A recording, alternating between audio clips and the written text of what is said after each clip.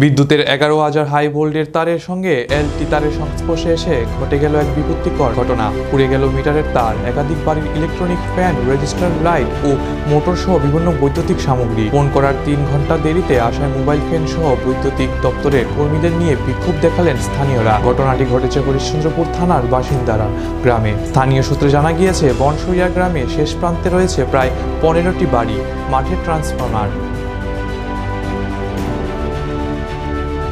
দাদা আমরা বাড়িতে সুখ মতন থাকতে পারছি না। আমরা পাঙ্খা চালু করলে আমাদের পাঙ্খা পুরে মানুষের গায়ে পড়ে যাচ্ছে। কেন এটা হচ্ছে? কেন হচ্ছে আমাদের বিদ্যুৎ দেওয়া আছে কিনা ইলেকট্রিক, আমাদের ইলেকট্রিকের জন্য আমাদের বাড়িতে 15টা বাড়ি আমরা ঘুম আমাদের 1.5 মাস থেকে 6 মাস থেকে আমাদের ঘুম হারিয়ে গেছে। আমরা বিদ্যুৎ কোম্পানিতে কল করছি, 3 ঘন্টা এটা ইলেকট্রিক তার ছিঁড়ে গেছে, ইলেকট্রিক তারটা অবধি ঠিক করার জন্য 3 ঘন্টা বাদ আসলো। আমাদের পুরো বাচ্চা থেকে গেলে যতগুলো আছে মায়া মানুষ থেকে গেলে সবাই আমরা রাস্তার পাশে, আমরা রাস্তায় ঘুমিয়ে আছি। কোনো বিদ্যুৎ কোম্পানি আমাদের কথা কানে নিচ্ছে না, কোনো এখানে আমাদের মেম্বার নাই ওই রকম যে আমাদের কানে নিচ্ছে। আমরা দূরের মেম্বার আছে, মেম্বারকে বলতে যাচ্ছি আজকে হবে কালকে হবে, হ্যাঁ ঠিক আছে হয়ে যাবে। আজকে কি হলো? আজকের ঘটনা হলো যে আমরা একটু মোটামুটি মিনিমাম 11:30-11টার মধ্যে ফট করে দুবার আওয়াজ উঠলো। আওয়াজ উঠার পর আমরা বাড়ি ছেড়ে আমরা রাস্তায় চলে আসলাম।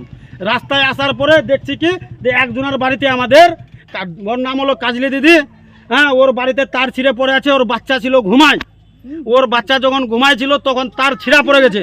ও বাচ্চাকে যান বাঁচাতে যাবে না, নিজের যান বাঁচাবে, ও কোনো হোশ রাখেনি।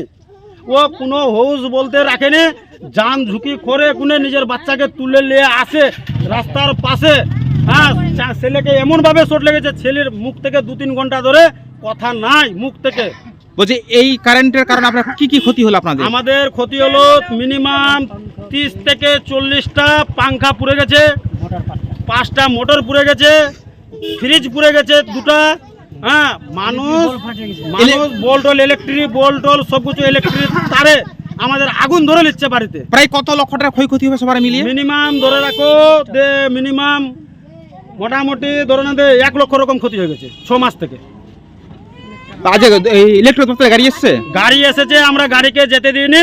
আমরা এটুক করে রেখেছিলাম যে বড় স্যার আসবে, আমাদের কন্ডিশনটা দেখবে, তারপরে আমরা ইলেকট্রিক গাড়ির লাইনটাকে আমরা ছড়বো। হ্যাঁ, তো তার মধ্যে ইলেকট্রিকওয়ালারা নিজের মনে পোলের কাছে চলে গেছে। পোলের কাছে আমরা বললাম যে বড় স্যার না আসলে আমাদের লাইন ট্রান্সফরমার ভেরানো হলে আমরা বিদ্যুৎ ঠিক করবো না।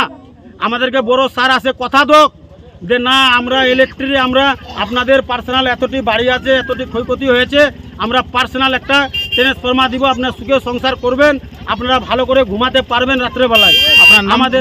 আমার নাম হলো রঞ্জন দাস, বাড়ি হলো বনসরিয়া লারিয়া।